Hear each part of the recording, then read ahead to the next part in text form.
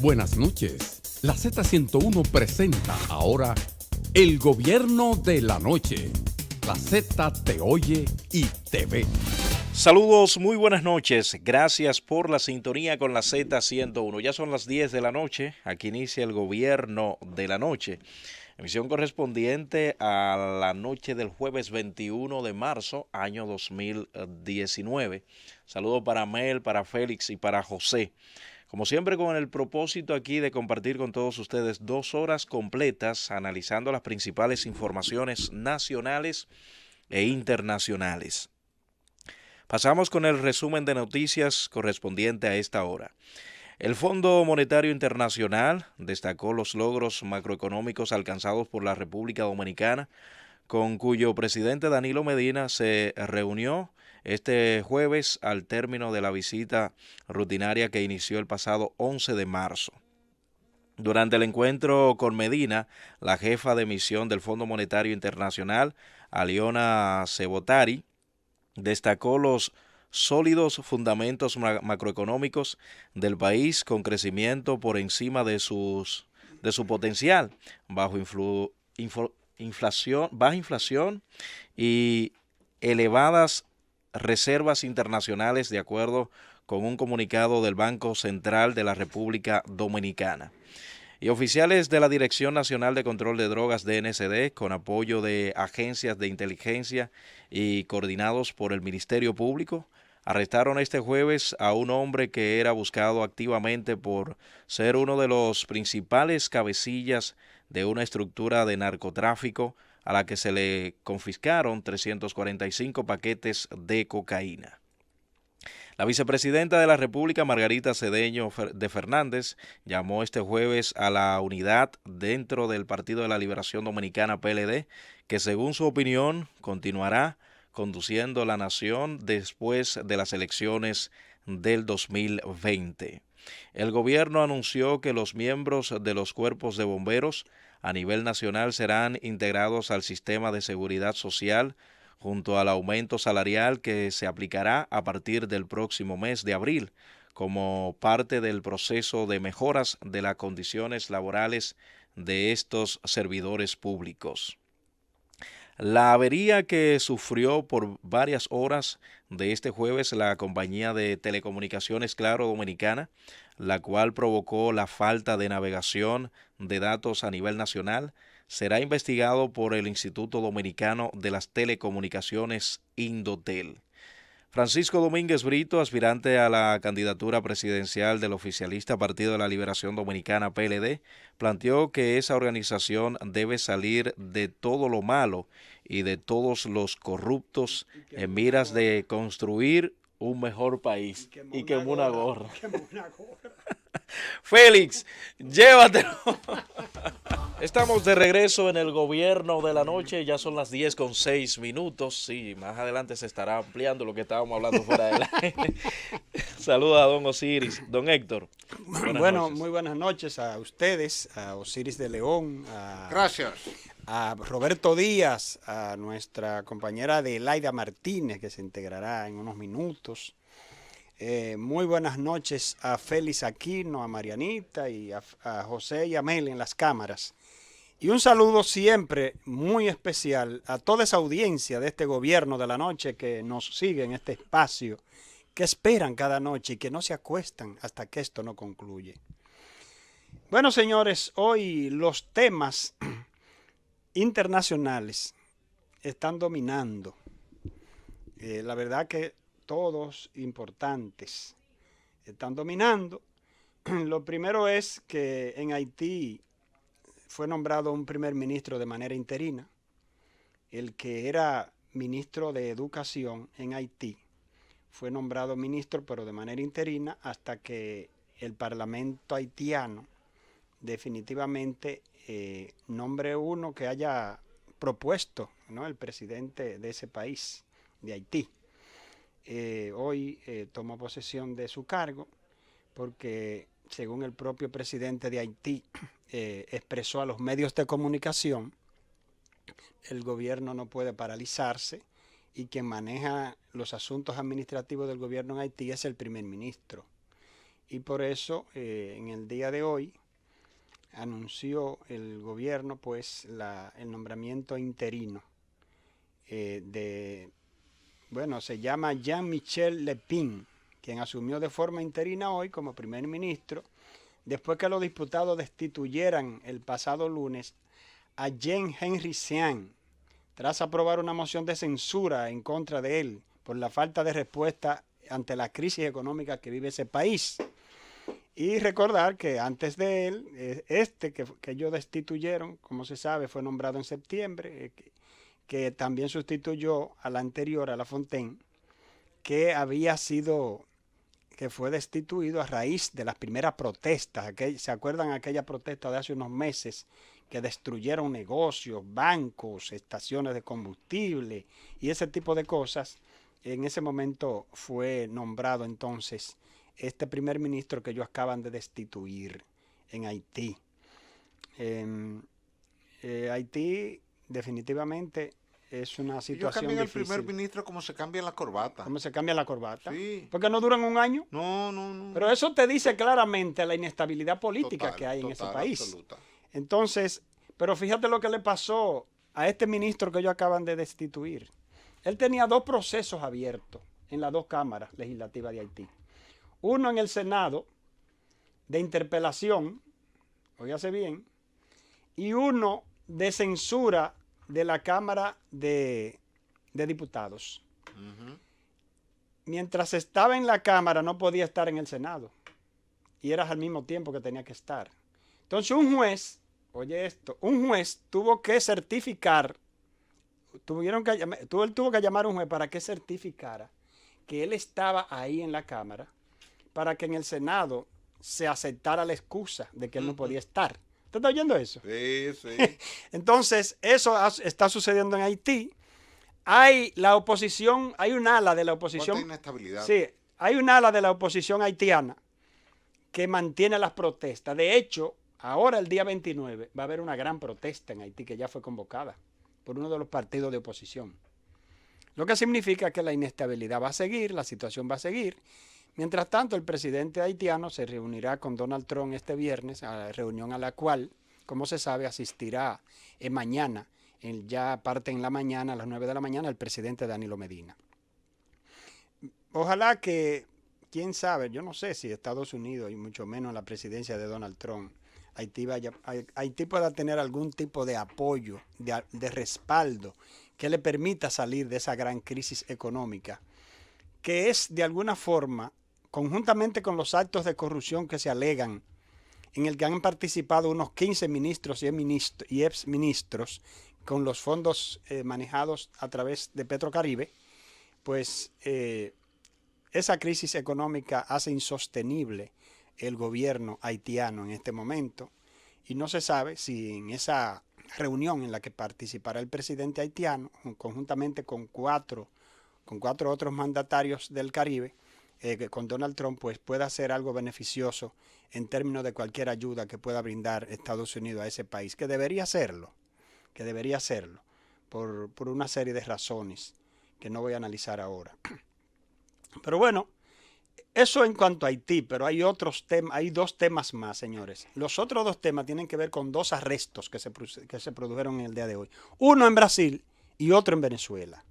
En Brasil fue detenido hoy el presidente. Que lo que sube baja por ley de la gravedad. Sí. Tú lo dices por Michel Temer, Sí, señor. el expresidente brasileño, Señor. Que nosotros siempre Lo tratábamos ese tema criticamos aquí. mucho por la forma malsana en que se manejó. Que él manipuló para que Sí.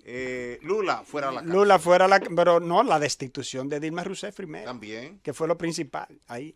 Él fue prácticamente, mira dónde él terminó. con la fuerza de él en el Congreso, que dominaba la Cámara de Diputados, fue que se aprobó el hecho de que fuera enjuiciada y posteriormente destituida la presidenta brasileña Dilma Rousseff. La Biblia dice en el Evangelio de Mateo, en el capítulo 7, versículos 16 al 20, que no se cosechan uvas de los espinos ni higos de los abrojos. Sí. Lo que usted siembra, eso es lo que usted va a cosechar. Sí.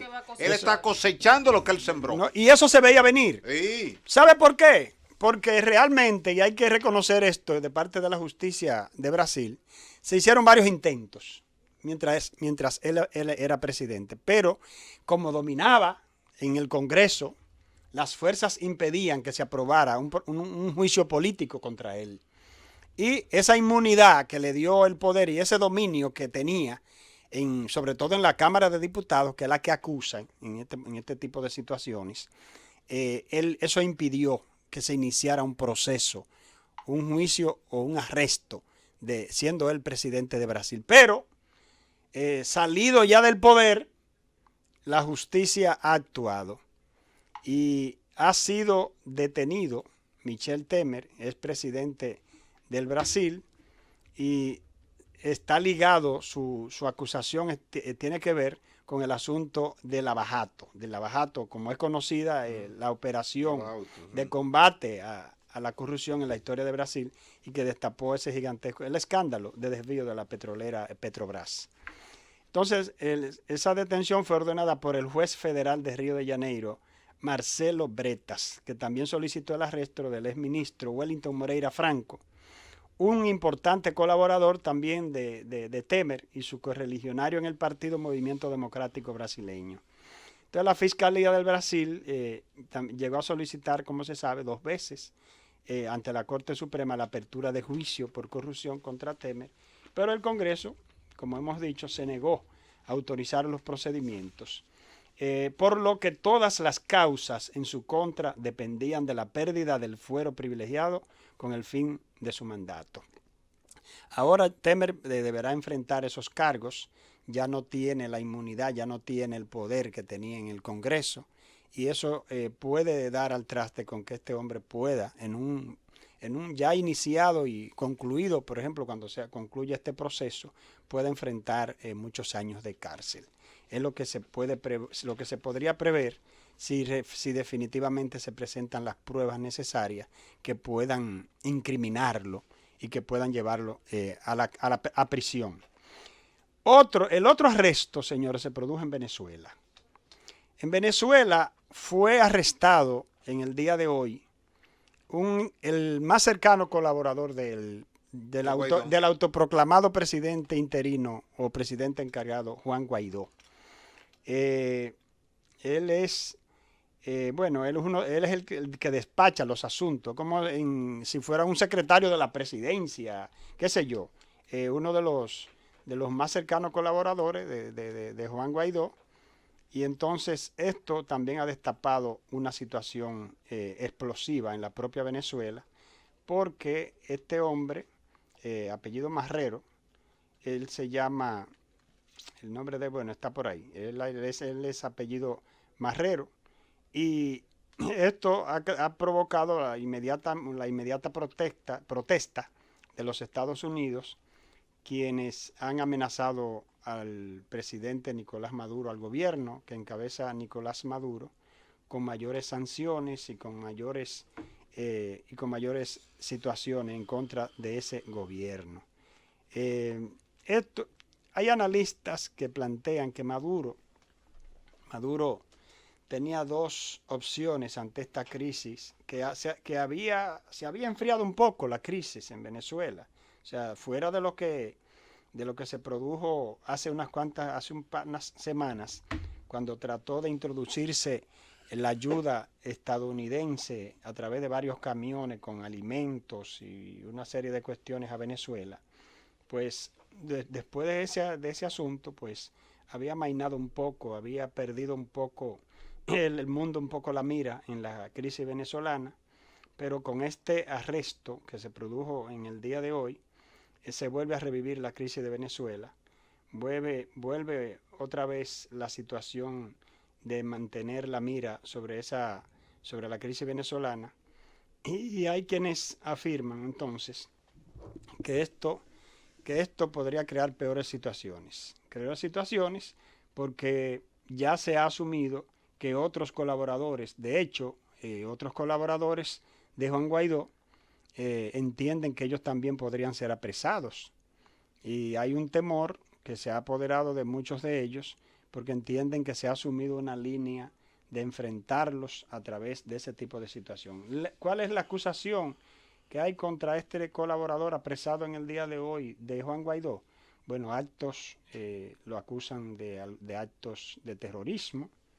Eso es de lo que se le ha acusado. Él se llama Roberto Marrero, jefe de despacho de Juan Guaidó, y ellos han calificado como un secuestro la captura de ese colaborador de Juan Guaidó, y ese arresto lo hicieron junto a su escolta también Luis Alberto Páez Salazar, lo que, como hemos dicho, reactivó las denuncias de la oposición y reactivó la condena de Estados Unidos y otros países que reconocen a Guaidó como presidente interino del país. ¿Cómo analizamos nosotros esto? Yo pienso que es una metida de pata del presidente Nicolás Maduro. En una situación tan explosiva, hacer esto puede llevar la crisis a peores consecuencias, aun cuando esto es algo dialéctico. Los hechos, los acontecimientos no permanecen estáticos. Algo va a ocurrir, y yo lo he dicho, algo ocurrirá en Venezuela de una forma u otra. El proceso tendrá que definirse. Venezuela no puede seguir sumida en este tipo de situación, en la que ni una parte ni la otra cede, donde gobierno y oposición no han sido capaces de sentarse para buscar una salida a la crisis. No ha habido esa capacidad ni de uno ni de otro, porque ambos se han escudado en sus posiciones rígidas, y no ha habido manera de flexibilizar una posición intermedia que dé al traste con una salida política a la crisis económica y política que vive Venezuela. Y por eso este tipo de arresto podría reactivar esta crisis, podría crear consecuencias inmediatas cuya salida no se sabría con sentido cierto. Pero ahí está. Hay ya situaciones que se crean. Hay una situación en Venezuela de crisis permanente, que incluye incluso en las últimas semanas el problema de la energía eléctrica, por la falta de los grandes insumos y las finanzas que se requieren para tú mantener un sistema eléctrico. No hay una cosa que sale más cara que mantener un sistema eléctrico, porque no es tan fácil. Y por eso Venezuela hoy tiene, dentro de su crisis económica y política que vive, también tiene un problema serio con el sistema eléctrico nacional. Ya parece ser que hay una línea radical del gobierno venezolano de tratar la crisis. Incluso en un momento determinado se ha entendido que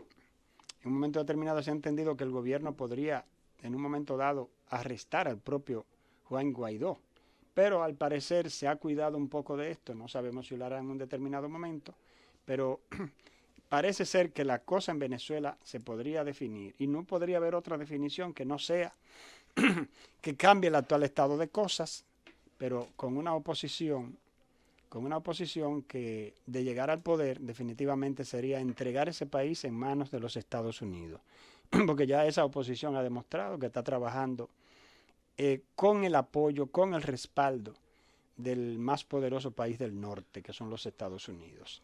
Por tanto, Venezuela se debate en ese tipo de situación en manos de un gobierno que se autodefine de izquierda, que no ha podido vadear la crisis en que se encuentra ese país, pero hay que esperar qué podría ocurrir en Venezuela luego del arresto de este cercano colaborador de Juan Guaidó, porque la verdad es que hay un manejo de esa crisis totalmente torpe, desde mi punto de vista, claro.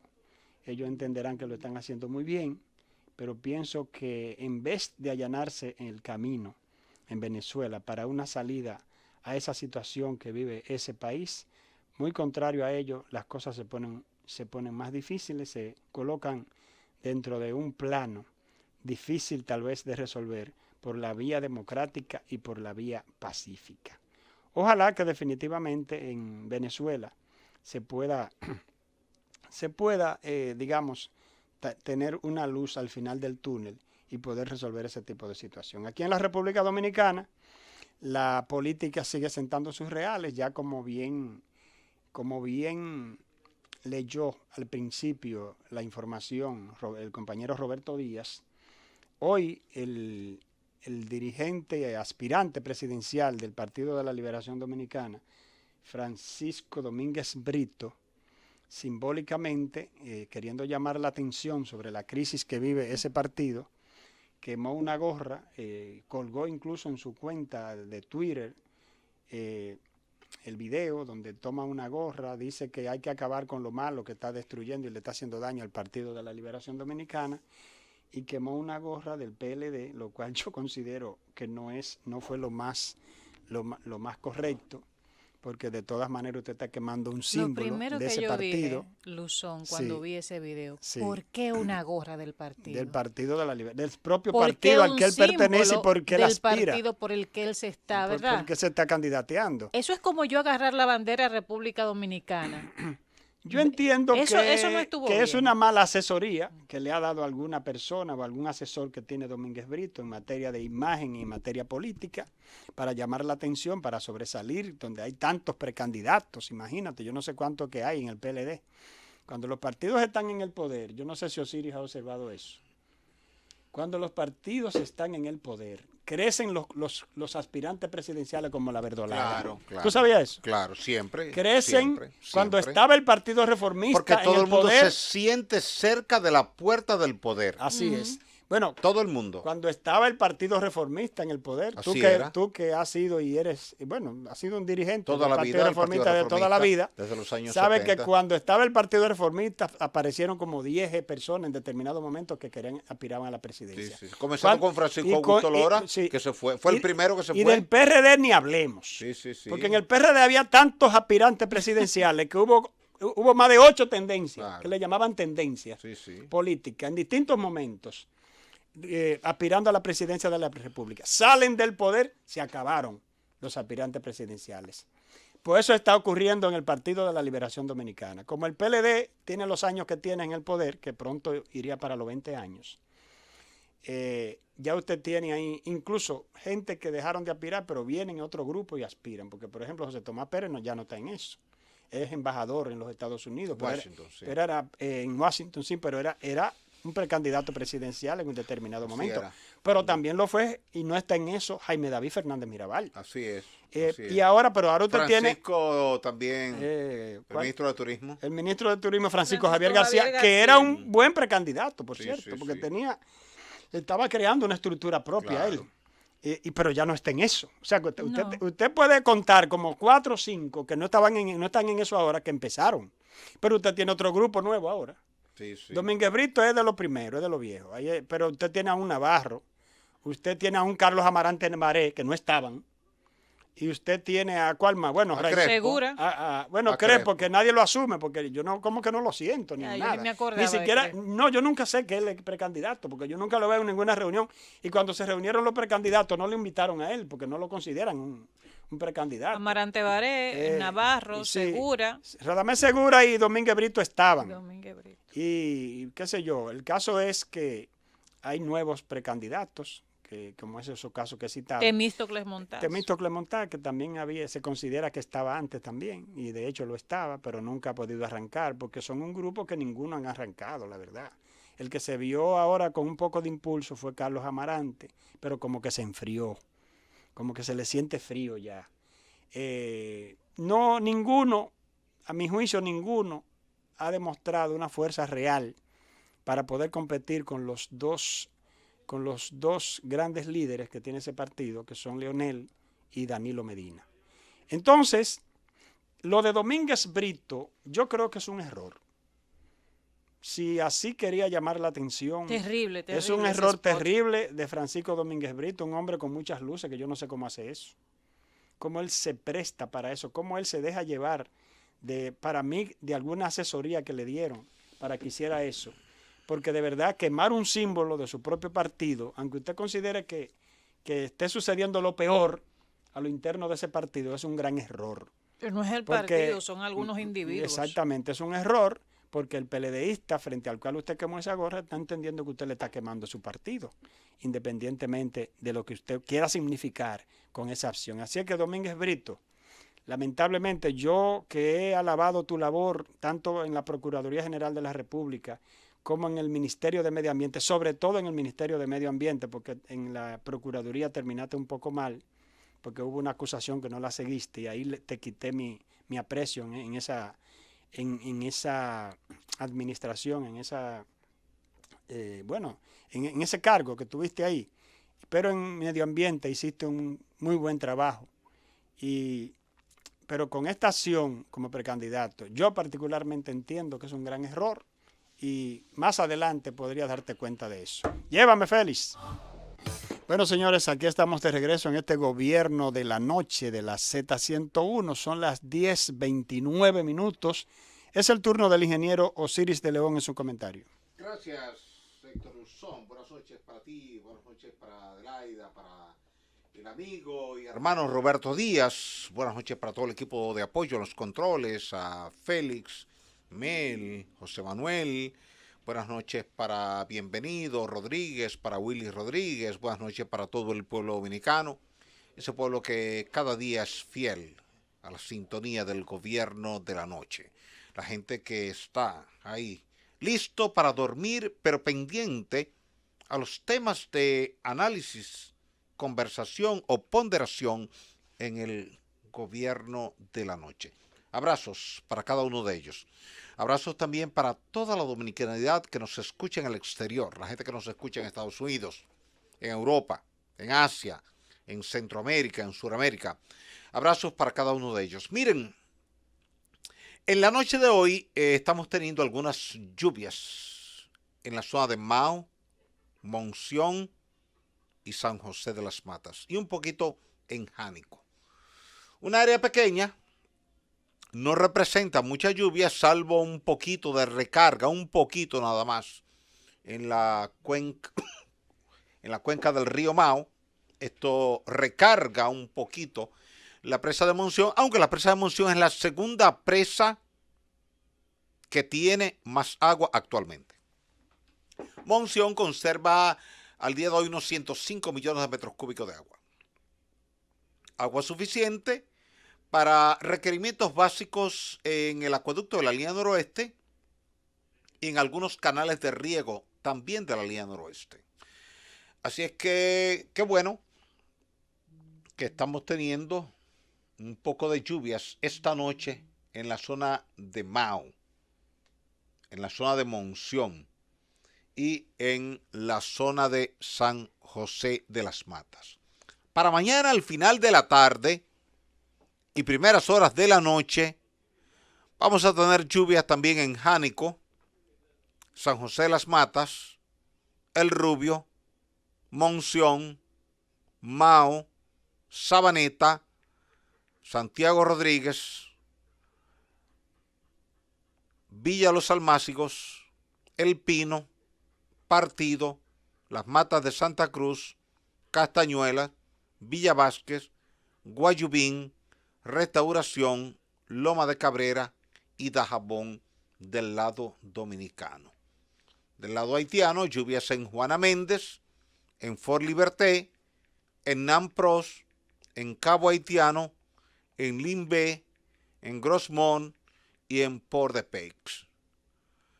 Así es que esto es un alivio para la gente de la línea noroeste. Así es que si usted tiene una laguna en la línea noroeste, entre Mao y Sabaneta, prepárela en buenas condiciones para que las lluvias de esta noche y de mañana en la noche, usted las pueda almacenar ahí.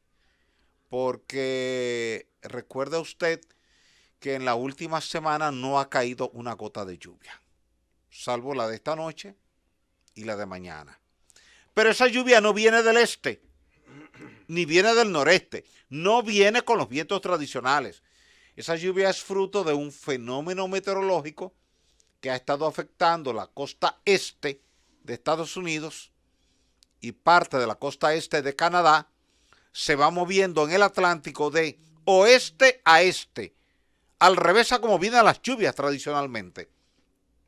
Y en ese desplazamiento, evidentemente, la cola de esa banda convectiva, aunque la convectividad es muy local, muy particular, no es general, tiende a dejar algunos remanentes de lluvia en el noroeste de la isla Hispaniola y en el oriente de Cuba. El oriente de Cuba implica Holguín, Bayamo, San Germán y la zona de Guantánamo y la zona de Baracoa. Todo eso está al norte de Santiago de Cuba. Quiere decir que ahí también va a estar lloviendo mañana en la noche, fruto de esta misma situación particular. También un poquito de lluvia en la parte noroeste de Jamaica, en Montego Bay, o sea, la bahía de Montego, que está justo del lado opuesto a Kingston. Kingston en Jamaica está del lado sureste y va a estar lloviendo del lado oeste, en la zona de Montego Bay, donde hay muchos depósitos de bauxita. Hemos estado ahí en algunas ocasiones visitando las minas de bauxita del norte y noroeste de Jamaica. Así que ya usted lo sabe, si usted vive en la línea noroeste, sepa que esta noche está teniendo lluvias desde San José de las Matas hasta Mao, pasando por El Rubio y Monción, y mañana las lluvias cubren toda esa zona, pero se extiende cruzando la zona fronteriza hasta llegar al extremo noroccidental de Haití, allá al norte y noroeste de Gros-Morne. Esa es la situación meteorológica. Eso es un alivio para los ganaderos de la línea noroeste, los ganaderos de Mao, de Esperanza, los ganaderos de Monción, de Sabaneta, del Pino, de Partido, de Loma de Cabrera, de las Matas de Santa Cruz, de Castañuela, de Guayubín y de Villa Vázquez, además de los de Dajabón. Que a propósito de la sequía, quiero referirme a tantos y tantos comentarios que escucho en la diario, en la radio, en la televisión, los veo en la prensa escrita, en las conversaciones, en las tertulias, porque esta es una sociedad muy particular, donde el tema que esté en los medios de comunicación es el tema de abordaje de todo el mundo, de todos los escenarios. Y usted escucha a todo el mundo hablando con mucha propiedad, con mucha profundidad, con teóricamente un dominio profundo del tema. Y usted escucha en la radio gente decir, no, eso no es verdad que se tomaron medidas contra la sequía, porque si se hubieran tomado medidas contra la sequía, entonces no hubiera afectación. Como si una medida contra la sequía fuese emitir un decreto que ordene que llueva en determinado horario del día y en determinados días de la semana. Para hablar de sequía con profundidad hay que entender un poquito la variabilidad del clima. Una cosa es que usted pueda hablar de cardiología como un comentario general. Una cosa es que usted pueda hablar de un electrocardiograma, como una voz que usted emite sobre un tema de interés suyo o familiar o de algún amigo. Pero otra cosa distinta es que usted vaya a discutirle ahora a un buen cardiólogo sobre el tema de la cardiología, sobre la interpretación del electrocardiograma o sobre la interpretación de un ecocardiograma. Si usted no es un buen cardiólogo, lo mejor es que usted deje que los cardiólogos discutan entre ellos el diagnóstico sobre la dolencia cardíaca suya o de algún pariente suyo que esté en esa situación en ese momento. Pero yo no creo que sea elegante que usted como paciente que tiene una situación anómala, usted tiene por ejemplo una arritmia, usted tiene una obstrucción arterial, o usted tiene un bloqueo de ASTIS, entonces usted le dice al médico, no, eso no es así como usted dice, usted está equivocado. Es decir, si vamos como pacientes al médico, escuchemos al médico.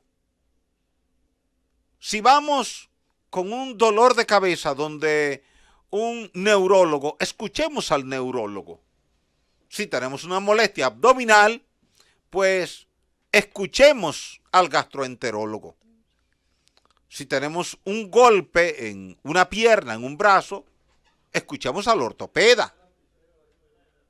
Entonces, hablemos con el especialista adecuado sobre el problema de referencia a los fines de escuchar la opinión científica, la opinión técnica, la opinión autorizada. El hecho de que en un momento determinado haya un tema de interés para todo el país, yo entiendo que es motivo de conversación en cada escenario. Y eso es válido, porque eso demuestra hasta dónde la sociedad está pendiente al tema. Quiere discutir sobre el tema y adentrarse en las profundidades del tema. Pero de ahí a usted plantear una hipótesis que trata de contradecir lo que plantean los expertos en el tema, yo creo que hay una distancia importante. Hay un límite del cual uno no puede pasar, que es el límite del especialista. Hay un segmento que es el de dominio de la generalidad. Usted puede opinar cualquier cosa sobre la luna, la forma de la luna, la importancia de la luna en las mareas, etcétera, etcétera. Ahora, otra cosa es que usted quiera discutirle a un astrónomo de la NASA sobre el tema de la luna. Cómo se formó la luna, cómo ha ido evolucionando la luna en los últimos 3.000 millones de años, etcétera. Entonces, cuando estamos hablando de sequía, estamos hablando de clima. La variabilidad del clima, sobre todo cuando usted tiene un efecto directo del fenómeno del Niño. Y usted tiene que ver cómo están las temperaturas en el Océano Pacífico en relación a lo que son las temperaturas normales en el Océano Pacífico en la franja intertropical. Cómo están fluctuando esas temperaturas desde el Ecuador hasta los 23.5 grados de latitud norte en el trópico de Cáncer y hasta los 23.5 grados de latitud sur en el trópico de Capricornio. Y usted ve esa variabilidad. Ahora, esa variabilidad responde a condiciones de presión y de temperatura regional. ¿Y cómo fluctúan la presión y la temperatura? Que son variables directamente proporcionales de acuerdo a la ley de Gay-Lussac. Gay-Lussac planteó que a volumen constante la presión es directamente proporcional a la temperatura. Eso quiere decir que si sube la temperatura, sube la presión. Y si sube la presión, sube la temperatura. Ese es el criterio de la olla de presión que tenía su mamá allá en la cocina de su casa. ¿Por qué esa olla cerrada herméticamente no dejaba escapar el vapor? Subía la presión y al subir la presión subía más la temperatura y el proceso de cocción de la carne era mucho más rápido y mucho más efectivo. Y por dura que fuera una carne vieja que usted colocara dentro de esa olla de presión, en poco rato estaba blandita. Ahí lo que estaba primando era la ley de Gay-Lussac, que la presión es directamente proporcional a la temperatura. Ahora, la temperatura responde a variables de la termodinámica. Y la termodinámica establece que el calor fluye del cuerpo más caliente hacia el más frío hasta que se equilibran. Por tanto, en la franja ecuatorial e intertropical, en verano, usted tiene altas temperaturas, pero también las tiene muchas veces en primavera. Y otras veces eso comienza desde el mismo invierno. Van subiendo las temperaturas, a veces medio grado, luego medio grado más para completar un grado, después medio grado más y sube a grado y medio. Y eso comienza a generar vapor de agua. Y ese vapor de agua que sube de la superficie del mar se condensa en los niveles altos de la troposfera. Y dependiendo de los flujos de vientos en la región, esa lluvia cae en determinados lugares. Sobre todo en los lugares donde hay un denso bosque, ese bosque que está tomando agua del suelo, está tomando radiación solar y está tomando dióxido de carbono de la atmósfera, forma hidratos de carbono que se convierten en sus nutrientes y ese árbol en su proceso de respiración, él emite oxígeno y emite vapor de agua. Si usted tranca una matita dentro de una cápsula de cristal, usted va a ver cómo se acumulan burbujitas dentro de esa cápsula de cristal, porque el árbol transpira como transpira usted cuando usted va a hacer ejercicios al mirador. Usted camina, usted corre, usted suda. Así mismo pasa con el árbol. Ese árbol que está tomando agua del suelo a través de sus raíces, porque él necesita el agua y necesita el dióxido de carbono para que H2O más CO2 le dé hidrato de carbono, que es el nutriente fundamental. Y eso evidentemente auxiliado con la radiación solar que acelera el proceso de fotosíntesis, es decir, síntesis de la luz. Eso es lo que quiere decir fotosíntesis. Foto es luz. Síntesis es sintetizar. Sintetizar esa luz junto con sus hidratos de carbono para darle vida al árbol.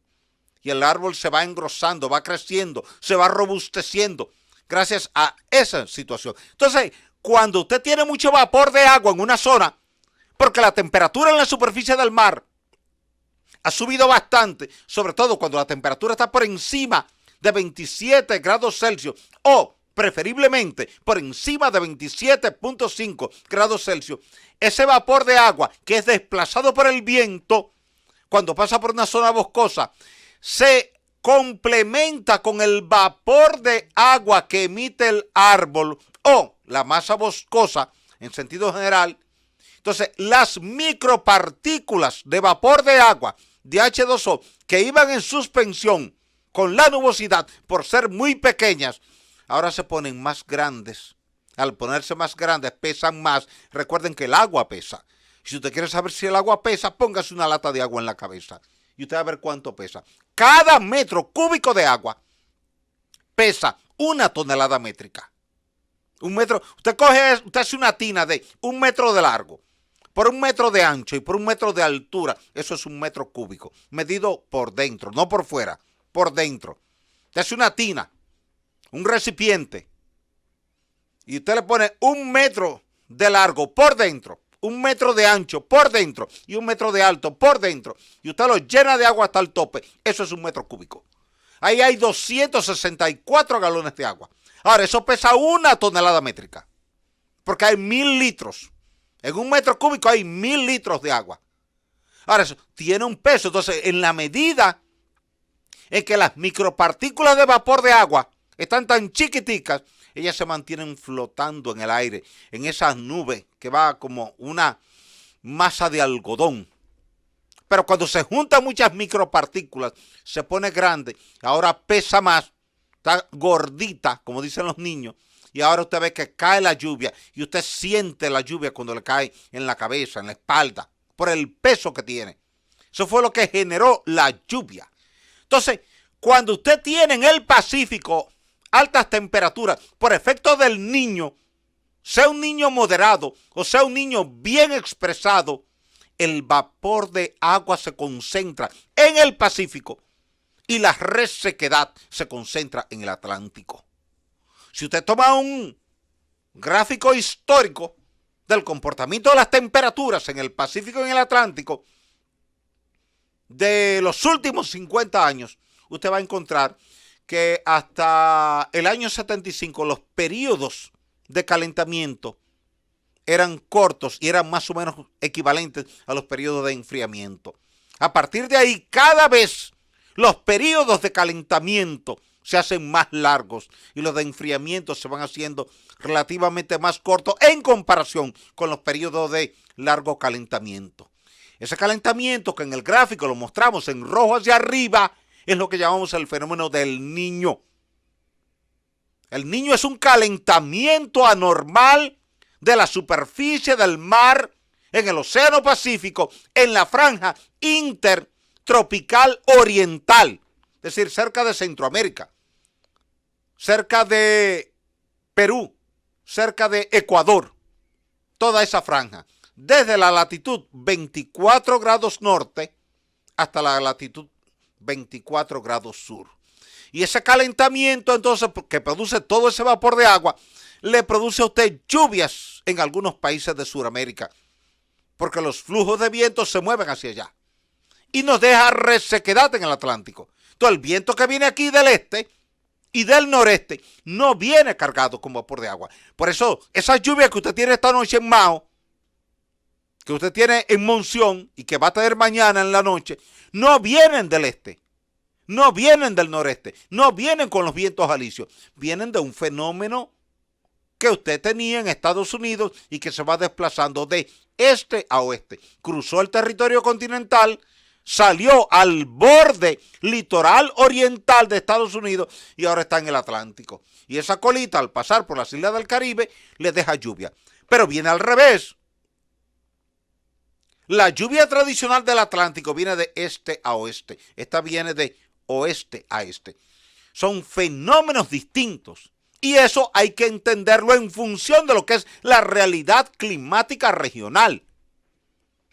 Que a propósito, mañana vamos a tener una disertación sobre eso en el Día Mundial del Agua, en el Hotel Dominican Fiesta, a las 6 de la tarde tendremos una disertación sobre los impactos del cambio climático en el régimen de lluvias a nivel regional. Es decir, cómo el cambio climático le genera sequías en determinados periodos y lluvias torrenciales en otros periodos y los efectos directos que eso tiene en el corto, en el mediano y en el largo plazo. Así que los interesados, nos veremos allá mañana en la tarde en el Hotel Dominican Fiesta para abordar ese tema con profundidad. Es un evento que organiza el Ministerio de Economía, Planificación y Desarrollo, la Mesa del Agua y una multiplicidad de instituciones que trabajan con el tema del agua.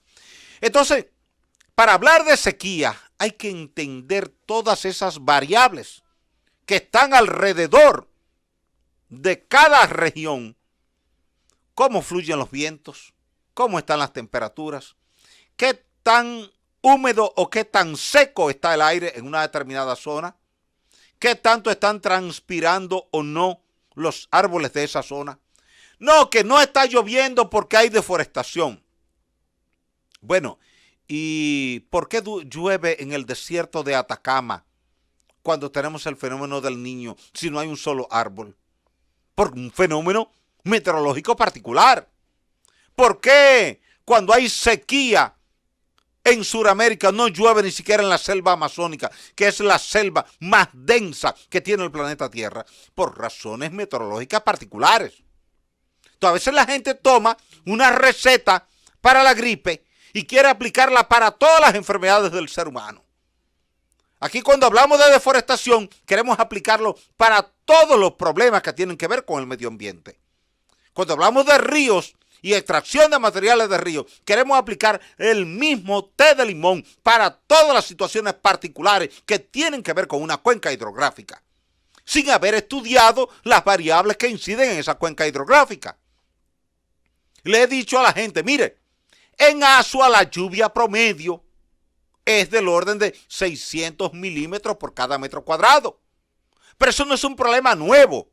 Eso es un problema que viene desde hace millones de años, cuando todavía el ser humano no existía. Ya esta isla existía y esa zona donde está Asua ya existía. ¿Por qué usted tiene un bosque escabroso, espinoso, difícil de penetrar en el suroeste y en el noroeste? Porque desde hace millones de años, cuando no existía ningún ser humano en el planeta, ya en esa zona, el aire cuando llegaba venía pobre de vapor de agua y no caía la lluvia. No caía la lluvia. No, lo que pasa en Asua, lo que pasa en Neiva, lo que pasa en Barahona, lo que pasa en Duvergé, lo que pasa en Jimaní, lo que pasa en Montecristi, en Villavasque, en Castañuela, en materia de lluvia, no tiene nada que ver con el ser humano. Porque esas condiciones han estado ahí desde hace millones de años. Desde hace millones y por eso cuando usted compara el bosque del suroeste es un bosque espinoso. ¿Por qué se desarrolló el bosque espinoso de el cambrón, la valla honda, el melocactus, la alpargata, la guasábara? Porque fruto de la baja precipitación pluvial histórica de esa región, el árbol se vio en la necesidad de economizar la escasa agua que había en el subsuelo y fue comprimiendo gradualmente el tamaño de la hoja Y la hoja se puso tan chiquita que terminó siendo una espina. Aunque usted no lo crea, la espina es una hoja evolucionada para un clima seco, donde para no perder agua por evapotranspiración se quedó reducida a su mínima expresión. ¿Por qué usted no encuentra un bosque espinoso en Bonao, ni en Villa Altagracia? Porque ahí le caen a usted 3.000 milímetros de lluvia por cada metro cuadrado. Y bajo un régimen pluvial tan intenso como ese, el árbol tiene la obligatoriedad de evapotranspirar cuanta agua pueda para garantizar un poquito de resequedad del suelo. Todo lo contrario de lo que le pasa en Asua, de lo que le pasa en Neiva, de lo que le pasa en Barahona, de lo que le pasa en Duvergé, en Jimaní o en Castañuela y Villa Vázquez. Mientras menos agua hay históricamente en el suelo, las especies forestales van evolucionando hasta convertirse en espinosas. Para perder menos agua en el proceso de evapotranspiración. Mientras más agua hay en una región por un régimen pluvial muy intenso, más grandes son las hojas, porque el árbol tiene que evapotranspirar más agua, porque tiene agua en abundancia y tiene que salir de parte de esa agua que satura el suelo. Llévatelo, Félix. Bueno, aquí estamos nuevamente en este gobierno de la noche. Faltan apenas 2 minutos para las 11 de la noche en este gobierno de la noche de la Z101. Bueno, el presidente del Brasil, Jair Bolsonaro, dijo hoy que cada uno responde por sus actos y que la justicia nació para todos. Eso lo dijo en relación al arresto del exmandatario de ese país, Michel Temer, que fue presidente 2016-2018, 2 años luego de haber contribuido de manera decisiva a la destitución de su antecesora, de la cual fue también vicepresidente, Dilma Rousseff. Eso en el marco de la operación anticorrupción de Lava Jato. Bueno, señores, vamos a pasar ahora a lo que es la retroalimentación de este programa. Los interactivos nuestros del gobierno de la noche, llamándonos al 809-732-0101. Las llamadas también desde el interior, sin cargos, al 809-200-0101.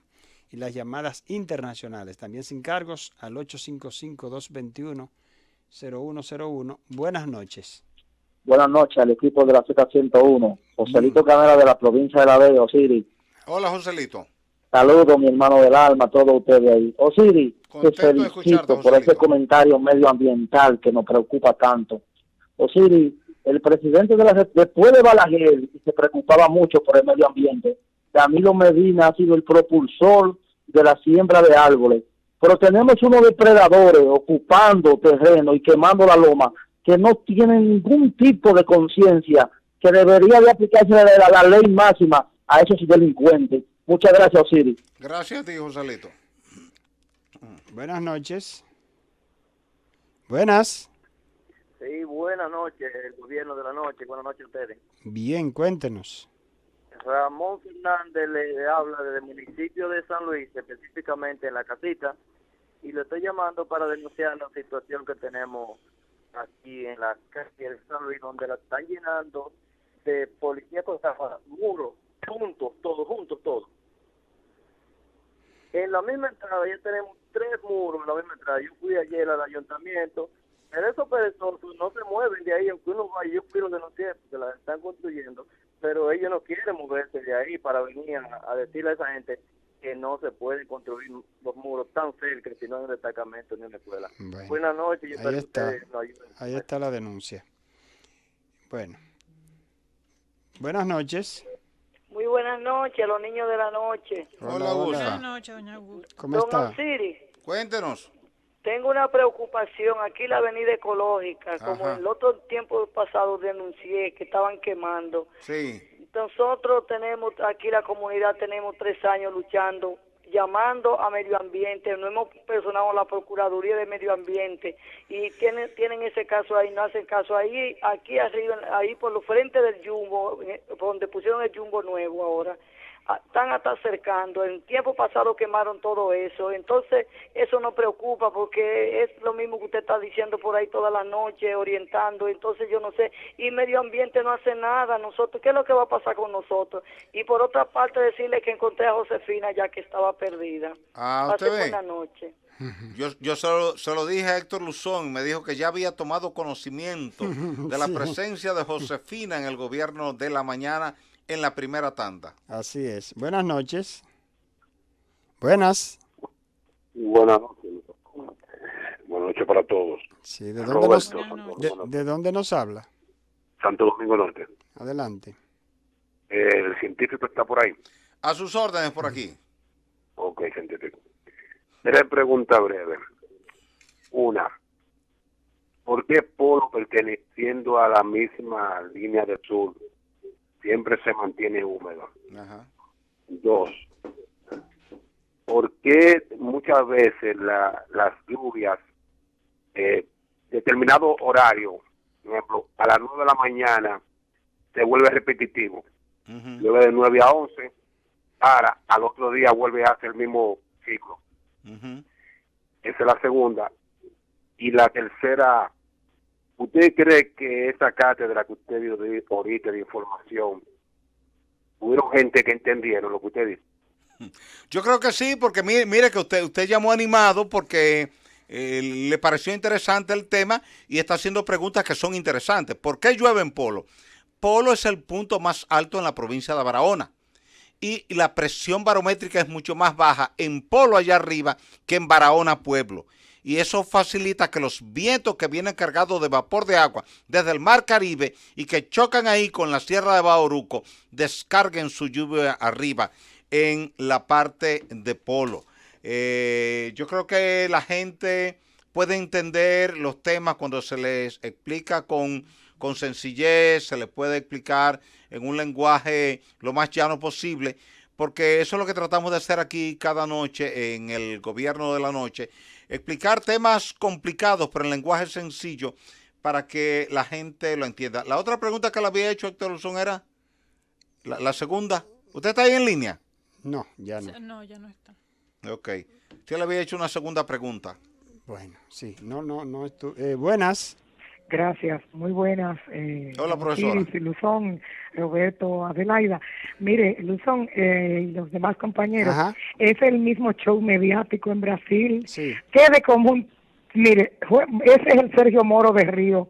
Sergio Moro es el actual presidente real de Brasil. Sí. Bretas es común, al igual que Moro y Dallagnol en Lavallato, son egresados de unos programas especiales anticorrupción de Harvard y además, exceptuando a Moro, evangélico. Mire, si Lula hubiese tenido uno solo de los crímenes que se le adjudican a Bolsonaro, mire, hubiese sido castigado con pruebas, pero Bolsonaro no es llamado por Moro.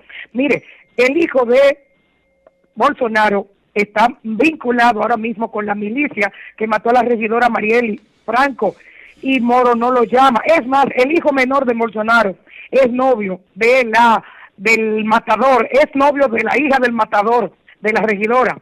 Entonces, ¿qué es lo que hay? Bueno, ahora mismo entonces, un golpe de efecto es ese, el apresamiento de Temer. Ellos nunca lo apresaron. Sí. Es verdad que era que estaba protegido por su investidura. Claro que pero fíjese, a nivel del Supremo Tribunal Federal, hay un juez que ha criticado todo el tiempo la operación Lavallato, y entonces hay una tiranía. Mire, en síntesis, los jueces de Lavallato acaban de intentar retirar 2.000 billones de Petrobras, y el Tribunal Federal le dijo, ustedes no pueden retirar ese dinero. Y hay una pugna, y se van a mantener en eso, porque mientras se mantienen en eso, privatizan todos los bienes de Brasil. Muchas gracias. Bueno, qué difícil situación la de Haití, de verdad. Buenas noches. Sí, buenas noches. Cuéntenos. Un saludo para todos allá. Le habla Edith Rodríguez de este lado. Adelante. Ingeniero, Sí. Yo quisiera saber si usted me puede contestar, ¿cuál es la fuerza que crea el movimiento de inclinación de la Tierra y por qué se da Por favor, lo escucho en la radio, gracias. Mira, eso es un buen tema. Recuerda que la Tierra tiene 2 movimientos. El de rotación, que es alrededor de su eje, el eje que va del polo norte al polo sur, y el de traslación alrededor del Sol. ¿Qué ocurre? Que el núcleo de la Tierra tiene una alta concentración de hierro y níquel. Y esa concentración va cambiando de lugar unos 50 a 60 kilómetros por año, y por eso el norte magnético del planeta Tierra va cambiando. Como el hierro y el níquel pesan más que la roca promedio que forma la corteza terrestre, en la medida en que esa masa de hierro y níquel se va desplazando, va ejerciendo influencia en el momento de inercia del planeta Tierra, y el eje se va inclinando gradualmente. Por eso, históricamente, lo que ha sido norte-sur, polo norte, ha terminado siendo polo sur, y lo que ha sido polo sur ha terminado siendo polo norte. Quiere decir que a eso se debe que tú veas esa inclinación que va sufriendo el eje polar, y va a seguir sufriéndola siempre. Buenas noches. Buenas noches. Sí, ¿quién nos habla? Sí, le habla Juan de Villón, de aquí de Bronx. Adelante. Sí, la pregunta me es para Osiris de León. Adelante. Yo recuerdo que cuando yo era niño, yo iba a los ríos de allá de Santo Domingo. Ajá. Yo tengo 20 años viviendo aquí en Estados Unidos. Los ríos que yo iba allá cuando yo era niño, ya yo voy, están secos. Aquí, yo desde que llegué, he ido a los ríos de Connecticut, de Pensilvania, y yo veo que siempre están iguales. Uh-huh. Entonces siempre tienen agua. Entonces el cambio climático ha influido tanto allá. Veo que aquí como que no hay un cambio, como que se mantiene, no sé por qué. Mira, tú sabes que se debe que ríos que en tu infancia tú los veías muy caudalosos, como veía yo el Yaque en Navarrete, muy caudaloso, y hoy no los ves, a que cuando tú eras niño no habían presas. Hoy día hay presas. Cuando tú eras niño, la población era muy pequeña, entonces los acueductos demandaban poca agua. Cuando tú vas al río Nizao, en el puente Lucas Díaz, tú ves el río seco. Pero cuando tú caminas al río, aguas arriba, o tú sobrevuelas en helicóptero, a lo largo del cauce del río, tú vas a encontrar que está primero el contraembalse de las Varías, después la presa de Valdesia, luego la presa de Aguacate, después la presa de Higüey. El agua que tú no estás viendo hoy día en el cauce está en esas 4 presas, pero una parte del agua está en el acueducto de la capital, otra parte del agua está en el acueducto de San Cristóbal, otra parte del agua está en el acueducto de Baní, otra parte está en el canal Marcos A. Cabral de Baní, y otra parte está en el canal Nizao Najayo. Lo que pasa es que le estamos sacando el agua a los ríos para acueductos y para canales de riego, y evidentemente a lo que tú le estás sacando mucho, termina quedando poco. Buenas noches, buenas. Sí, a las noches. Sí, díganos. Sí, le habla el País en Blanco. Sí, díganos. Hola. Sí, estoy llamando para hacerle una pregunta al científico Osiris de León. Cuéntenos. Sí, yo quiero que él me diga cuál han sido las situaciones a cual en el este no se han hecho presas, ya que es una zona tan productiva del país. Mira, lo que pasa en el este es que aunque se han estado haciendo estudios desde los años 80 por la Corporación de Presas del Este, el hecho de que la concentración habitacional del este y la producción agrícola del este sea reducida en comparación con la producción agrícola del Cibao y con la población del Cibao, eso motivó que los programas de presas priorizaran el Valle del Cibao. Primero, los ríos son más grandes, son más caudalosos. Segundo, las montañas son más escarpadas. Tercero, las cerradas eran más adecuadas para las presas. Y se ha ido dejando en un segundo plano la región este. Por eso, ni el río Iguamo en San Pedro, ni el río Soco entre San Pedro y La Romana, ni el río Chabón en La Romana, ni el río Zanate en la zona de El Ceibo, ni el río Duey en Higüey tienen presas. Pero se necesitan presas en cada uno de esos ríos. Llévatelo, Félix. Félix, llévatelo. Félix. Z101. 11:15 de la noche, 11:15 de la noche, gobierno de la noche. Roberto Díaz pasa por aquí. Así es, Roberto Díaz, porque ahora llegó el turno de Adelaida Martínez, que viene desde Puerto Plata, para presentar temas de interés para la sociedad dominicana. Buenas noches, Adelaida. Buenas noches, buenas noches. Varios temas. Yo siempre le digo a la gente que no crea mucho a veces en las informaciones que tiran así en las redes sociales sobre muertes o alguna afección que les dé supuestamente a los artistas. Hoy el Mayimbe desmintió que había sufrido un infarto, como lo habían divulgado en las redes sociales. Él colgó un video diciendo la fecha, el día de hoy y todo eso, para desmentir. Él está bien, está de vacaciones en Orlando con sus familiares. Miren, el tema, no sé qué raro Siri no lo ha tocado, pero el tema del vertedero de Puerto Plata, hay un problema porque la gente de Cofresí, ustedes saben que el vertedero está en la entrada de Puerto Plata, a cielo abierto, ha causado unos inconvenientes, afectando incluso el tema cruceros, por una humareda que se ha producido en varias ocasiones y ha hecho que algunos cruceros que desembarcan allá en Puerto Plata pues se tuviesen que devolver, y esto es delicado, afecta a la economía y sobre todo una economía que están tratando de rescatar a nivel de turismo en Puerto Plata, que uno quisiera que volviera a ser lo que era antes, ese polo turístico pujante, una fuente importante de ingreso, no solamente para la economía dominicana, sino para los puertoplateños y los cercanos allí, pero este repunte que se ha visto afectado por el tema de la ubicación del vertedero a cielo abierto sigue teniendo consecuencias y sigue habiendo problemas. Vi una información hoy en la prensa porque a raíz de la humareda del otro día parece que y uno tanto, los colegas también, cansarse de decir lo que está pasando, que eso se tiene que quitar de ahí y no se ha quitado pese a que el presidente visitó, que ordenó que eso tenía que quitarse de ahí, que se dijo que en enero se iba a quitar. Pues parece que las autoridades tienen visto un terreno, pero parece que no es apropiado el terreno. Es en Cofresí. El que conoce Puerto Plata, Cofresí también es una zona donde hay complejos turísticos y viven muchos turistas. Hay muchos establecimientos y la playa está ahí mismo. Está ahí mismo, que yo creo que no sería factible. Es en Loma la Bestia, sí, frente a Cofresí. No sería factible. Entonces, todas las personas de ahí, Osiris, a quienes me escuchan, se han reunido, comerciantes, los comunitarios de ahí, y también los que representan a los hoteles que están ahí en Cofresí, para rechazar que se mude el vertedero que está en la entrada de Puerto Plata, pues para la zona de Cofresí. Ellos dicen, y yo creo que sí, que es una alegada razón, que sería mudar el problema ahora para Cofresí. Y dicen incluso que hay una cañada en la zona donde quieren ponerlo que desemboca en el mar.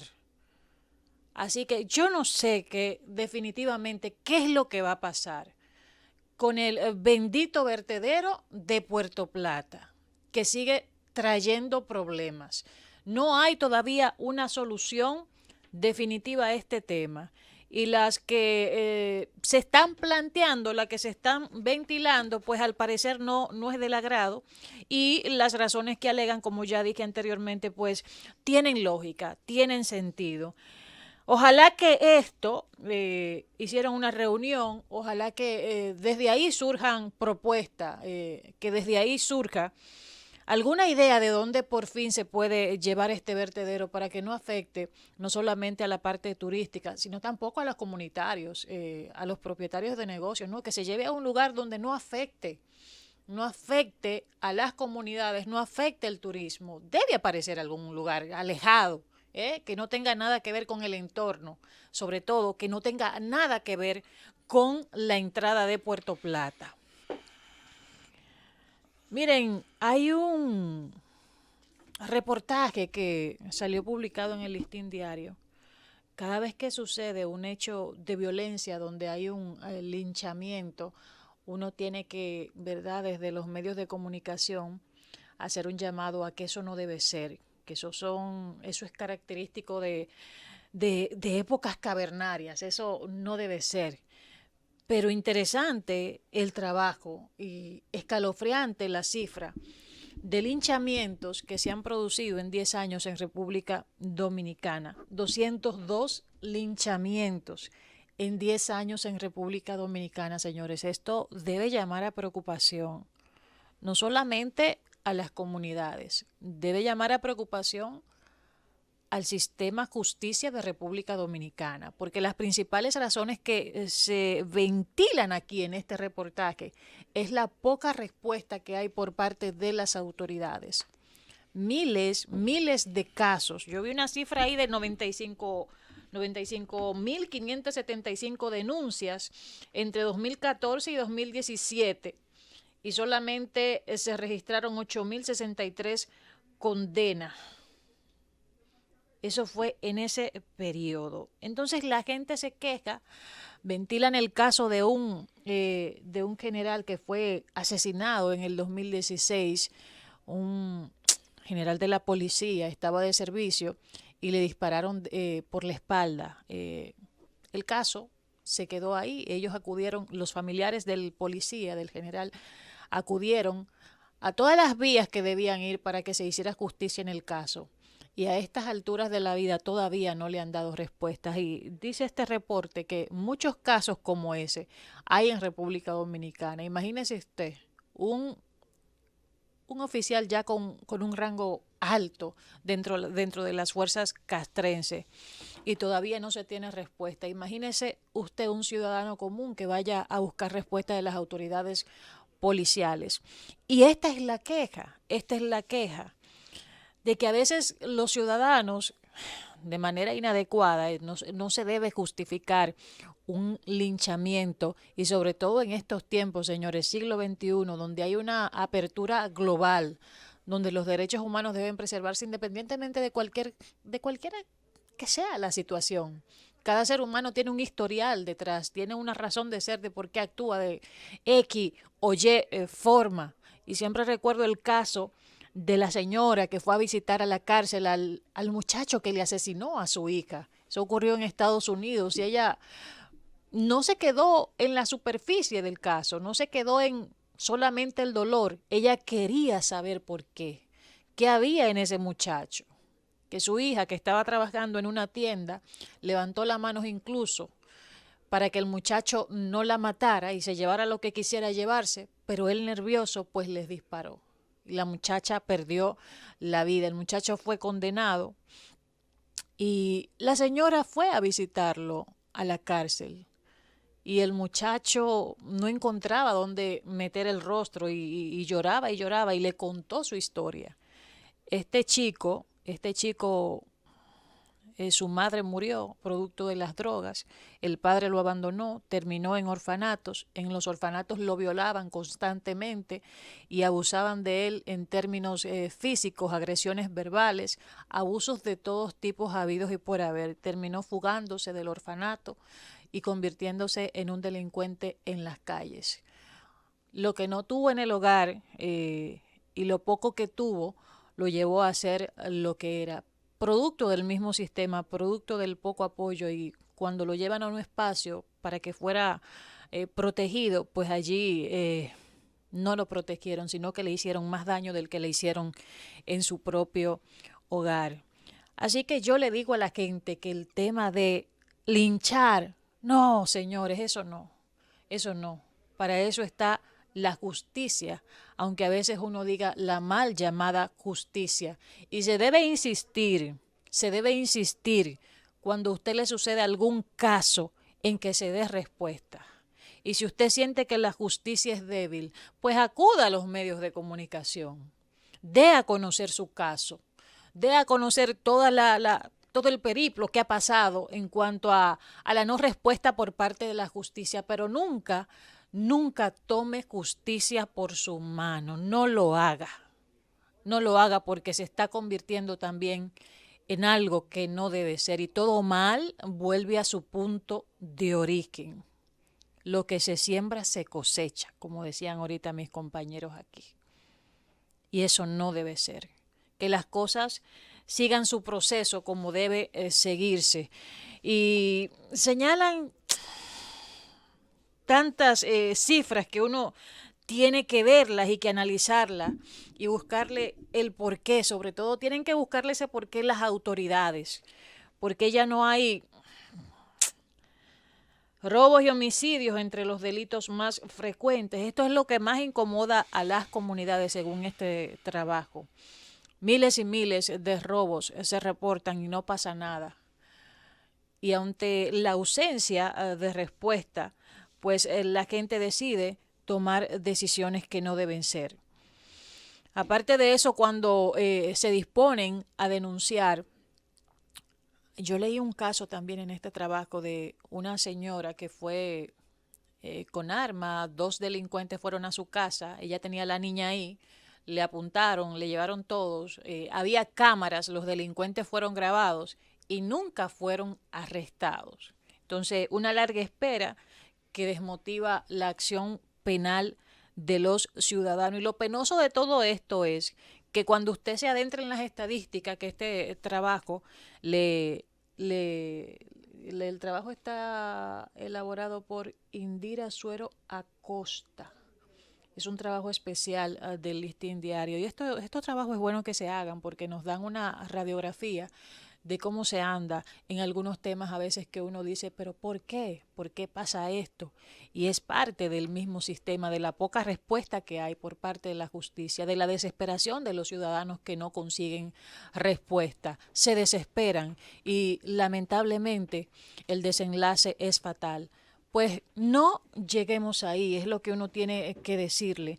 Pero definitivamente, señores, 202 linchamientos en 10 años y los elementos que se esconden detrás de ese trabajo debe llamar a reflexión a las propias autoridades. Hay una ausencia de políticas públicas efectivas en lo que tiene que ver con dar respuesta desde el mismo sistema judicial. ¿A qué motiva esto? A que el ciudadano haga lo que dice este trabajo, que tome justicia por su mano, y eso no debe ser. ¿Y qué también procede? Pues que los delincuentes sean reincidentes y que como ven que la justicia aquí no funciona y ellos pueden seguir haciendo y deshaciendo, pues siguen haciendo y deshaciendo. Llévatela, Félix. 11:27 en la noche, continuamos en el gobierno de la noche. Esta es la Z101. Lo veo con una interesante información. Sí, hay una información importante aquí, fruto de un estudio que hizo lo que es la Acción Empresarial para la Educación, EDUCA. Sí. Trabajo interesante. Sí, hay un estudio que ella hizo que revela cómo están los jóvenes entre 15 y 29 años en el ámbito de su formación docente y profesional. ¿Y qué dice? El informe realizado desde el año 2000 a 2016, debe ser interesante porque se llevó un buen tiempo, señala que el nivel educativo de los jóvenes dominicanos es bajo a pesar del aumento de la cobertura en el nivel secundario, ya que en el año 2016 el 41.6% de los jóvenes entre 19 y 24 años de edad no había completado la secundaria. Y el 24% que logró completar ese nivel no se matriculó en la universidad. La investigación resalta que existen... Perdón, un paréntesis, Luzón. Recuerda claro, que el día pasado estábamos hablando acerca de la deserción estudiantil. Sí, la deserción también. escolar. De seguro que entre esa parte ahí también. Aunque ha bajado los niveles de deserción, la investigación resalta que existen factores económicos y sociales que motivan el abandono de los estudios, afectando de manera distinta a hombres y mujeres. En el caso de los hombres, un 39.8%, la principal razón por la que descontinúan los estudios es debido a la necesidad económica que los impulsa a ingresar al mercado de trabajo, eso es cierto, aún con certificaciones precarias y de informalidad. Mientras que en el caso de las mujeres, salieron de manera prematura del sistema educativo debido a que contrajeron unión conyugal. Sí. No siempre en el ámbito del matrimonio formal o quedaron embarazadas, ¿entendiste? Esos casos se fueron con su novio, no se casaron, pero hicieron una unión conyugal. Y por otro lado, quedaron embarazadas. Esa es la situación. Explican que a pesar del notable crecimiento de la economía, ha experimentado desde el año 2000, la tasa de desempleo global permanece estancada en torno al 14%, mientras que para el segmento joven esta cifra es casi el doble, superando en 2016 el 23%. Adicionalmente, los jóvenes ocupados se encuentran laborando mayormente en empleos de baja calidad debido a la alta incidencia de la informalidad en el mercado de trabajo y los bajos niveles salariales. Eso explica el estudio. Y finalmente diré sobre esto, porque es bastante largo, que el grupo entre 15 y 18 años de edad es el más afectado por la informalidad. En 2016, un 73.5% estaba empleado y percibía ingresos inferiores a los 10,000 pesos mensuales. La capacitación laboral y la educación superior son los factores que inciden, dice el estudio, en la probabilidad de los jóvenes de obtener un empleo formal. Sin embargo, aquellos... Era lo que hablábamos el día pasado, de que se necesitaba esa capacitación para tener una mano de obra calificada, poder tener mejores ingresos y sobre todo estar preparado para un futuro. Así Pero si abandonan la escuela porque están ganando 2 pesos mal ganados, se van a quedar ahí. Se van a quedar ahí y es un atraso para el país. Pero claro, y para ellos Sí, como seres humanos. Eso Entonces, sin embargo, dice el estudio, aquellos jóvenes que han logrado culminar estudios universitarios enfrentan dificultades, ahí viene el problema, para acceder oportunamente a empleos, debido a la brecha que existe entre las competencias adquiridas por los jóvenes, sus expectativas salariales y los perfiles demandados por el sector productivo y la remuneración que ofrecen. En efecto, dice, en 2016 el 34.4% de los jóvenes que solo había completado el nivel secundario y el 25.4% de los que había completado el nivel universitario estaban desempleados, mientras que aquellos que no habían completado ningún nivel educativo presentaban tasas de desempleo de 18.1%. Fíjate el asunto, ¿eh? Entonces esa es la situación. Son interesantes estos porcentajes. Por último, ya diré el 67.3% de estos jóvenes son mujeres cuyas responsabilidades en el hogar les impide integrarse a la fuerza de trabajo. En el caso de los hombres, la principal razón por la que no buscan trabajo es porque se encuentran desalentados. Wow. Ese es un estudio que acaba de hacer Educa.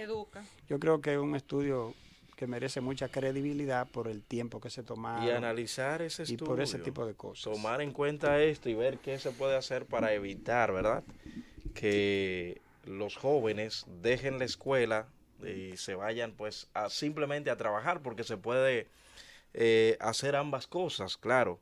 Va a depender también el tipo de empleo en la que se encuentren, porque hay empresas que a veces no le dan el chance, a pesar de que tienen el derecho de estudiarlo, sí. Pero hay empresas que no se le da la oportunidad a estos jóvenes para que puedan continuar estudiando. Otras empresas sí, que respetan eso y hasta le dan un día si están en la universidad, si tienen que hacer algún trabajo y así sucesivamente.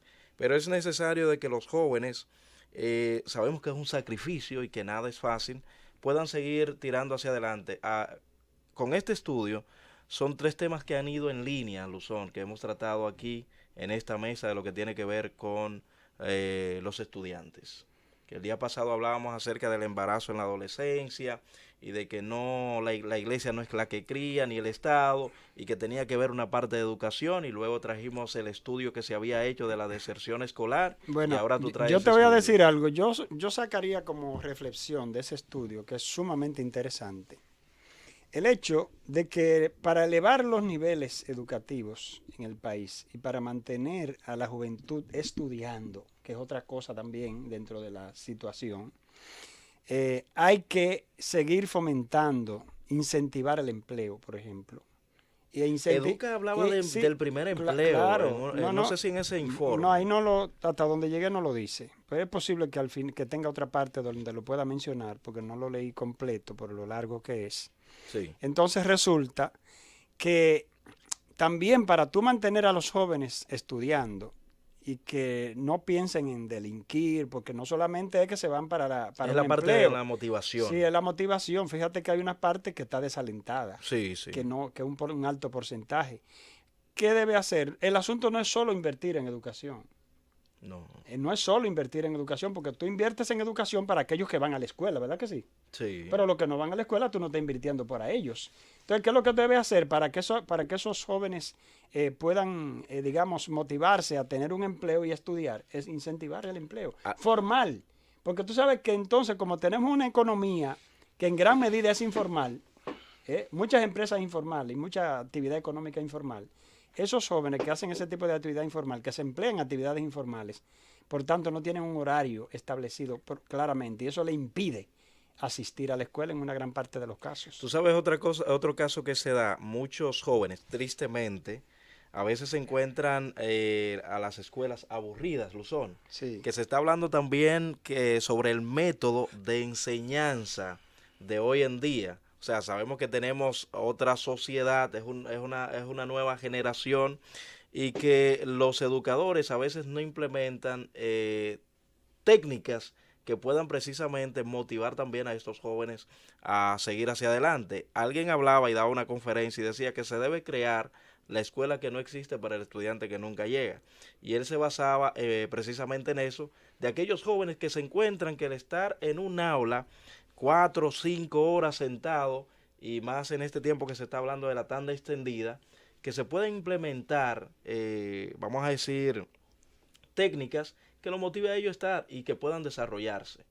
Aprender también a enseñar desde el cerebro del que aprende, decía este profesor, porque antes se utilizaba una metodología de que el estudiante que hablaba mucho era un molestoso, pero hoy en día no se ve así. Mira, una de las deficiencias a propósito del tema, aunque no vi que lo trata esa parte del estudio, porque parece que no era el objeto de estudio propiamente dicho, pero realmente en la República Dominicana siempre se ha hablado, por ejemplo, del problema de los estudiantes con la matemática. Sí. Un ejemplo.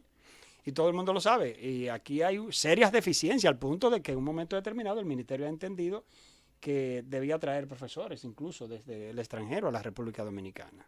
Pero bueno, el tema es que el problema del estudiante dominicano en los últimos tiempos no es solo con la matemática, es con la historia también. Y con lengua española. Y con lengua española, graves.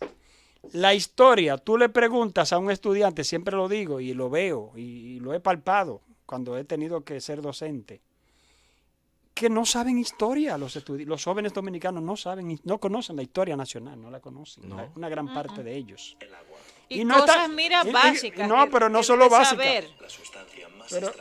Pero no solo básicas, sino de acontecimientos de la historia reciente. No lo saben. Eso es cierto. Aquí muchos jóvenes no te saben decir, no te saben hablar de Manolo, no te saben hablar de Camaño. Patrióticas conocen. No te saben hablar de Camaño. Tú le preguntas quién fue Gregorio Luperón y fácilmente no te saben decir. O sea, aquí hay los canales de televisión, por ejemplo, gustan mucho de hacer sondeos en las calles y cuando hay una fecha patria, por ejemplo, preguntar a los estudiantes que encuentran en las calles, a los jóvenes que encuentran en las calles, y le preguntan sobre a tal o cual acontecimiento y pasan la vergüenza. Y no lo saben. Porque no saben de qué se trata. O sea, hay una situación grave en la educación dominicana, que no es solamente la deserción, ni es solamente que el estudiante no completa, porque tiene que trabajar, o la muchacha que se va con el novio, o se embaraza, o se casa. O sea, la unión conyugal que establece el estudio. No se trata solo de eso. Se trata de una serie de cuestiones en que al estudiante no se le está dando la historia, ni ellos la están aprendiendo, mucho menos. Y es lamentable. Vámonos a una pausa, ya regresamos con más del Gobierno de la Noche. Llévatelo, Félix. Señores, estamos de regreso en el Gobierno de la Noche y ya para pasar con el público, antes leer una información que me llamó la atención bastante esta mañana, porque es un tema muy recurrente en nuestro país. La gente se ha olvidado de que existen autoridades que pueden mediar en un conflicto de vecinos, de amigos, hasta de familiares. Está ahí la justicia para eso. Pero a veces la gente quiere como hacer justicia por su propia mano. tomar ellos la decisión contra una persona y hacer lo que se les dé la gana. Entonces, en vez de solucionar, lo que hacen es incrementar dicha situación.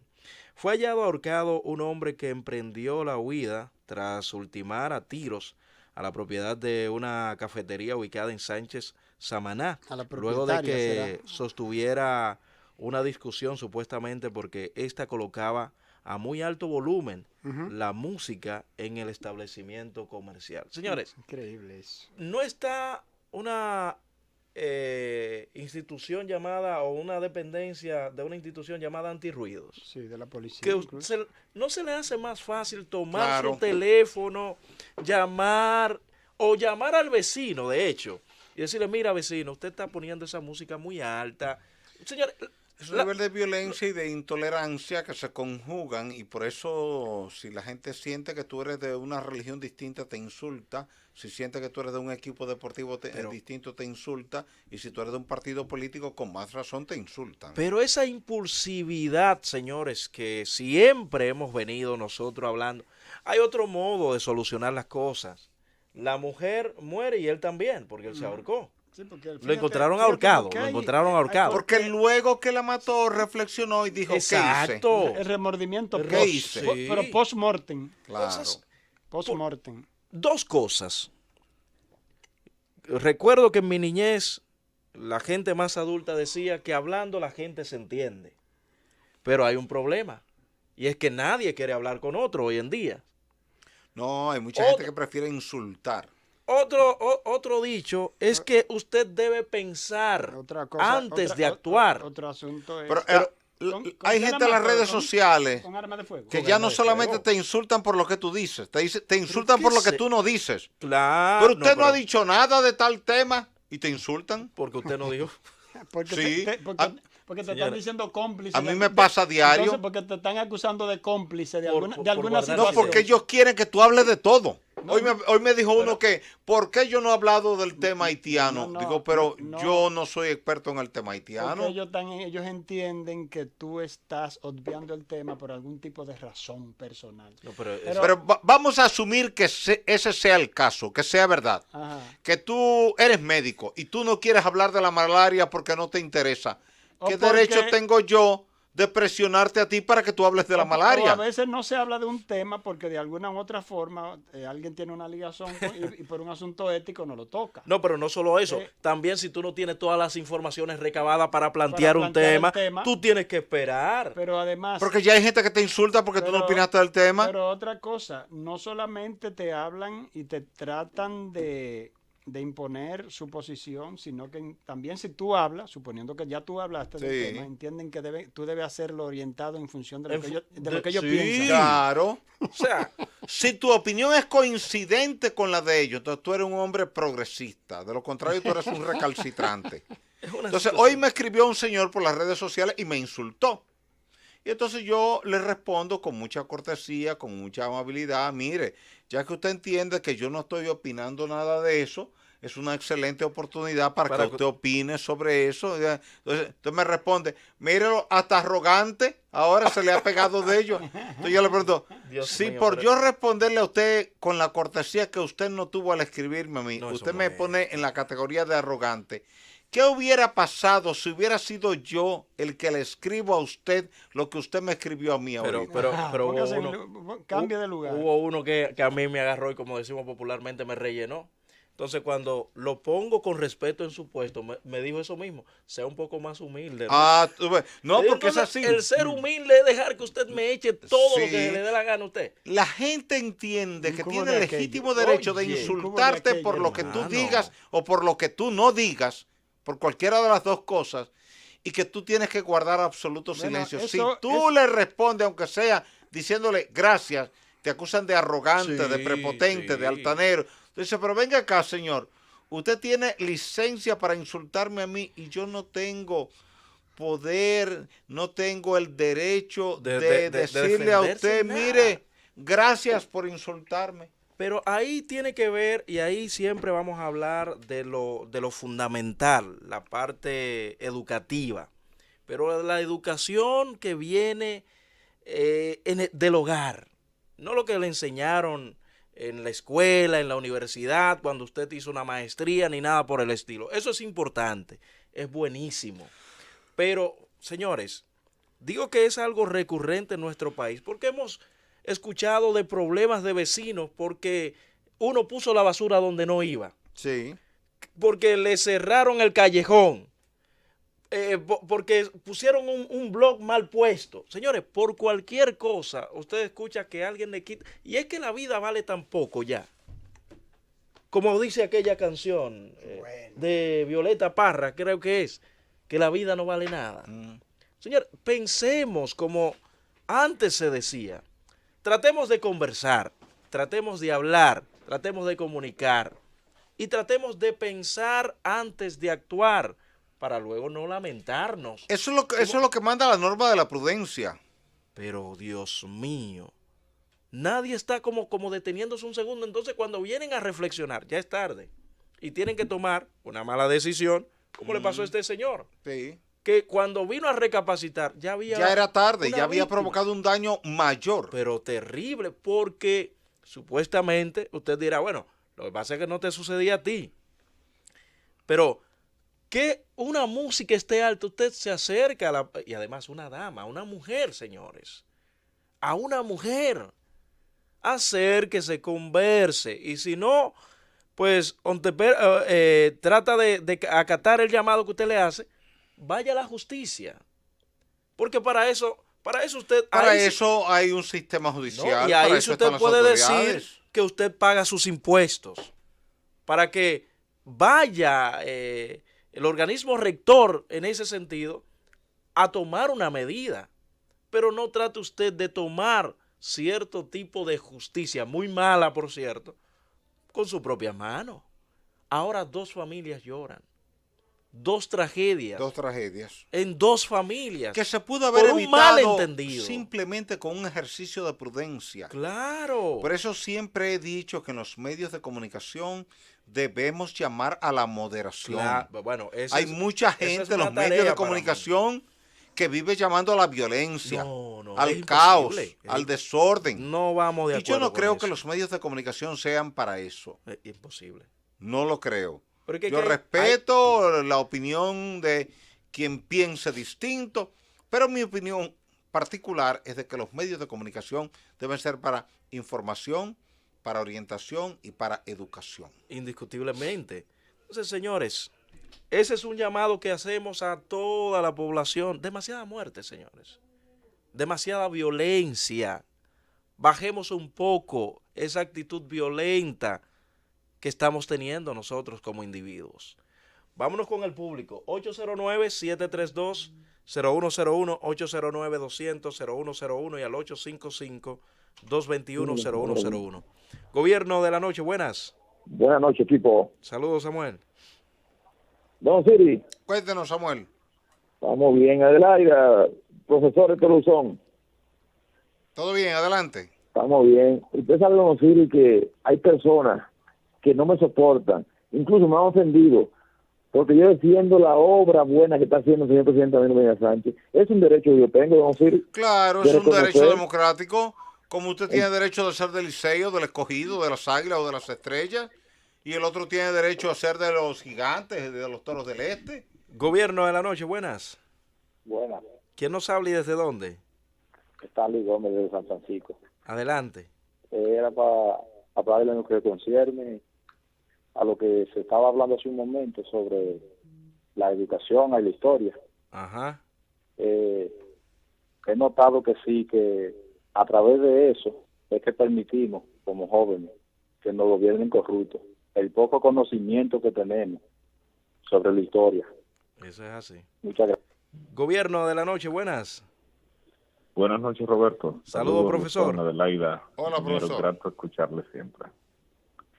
El ser humano es una entidad eminentemente compleja y eso, desde luego, es lo que probablemente genere el que se produzcan tantas situaciones que son, pero que no deberían ser.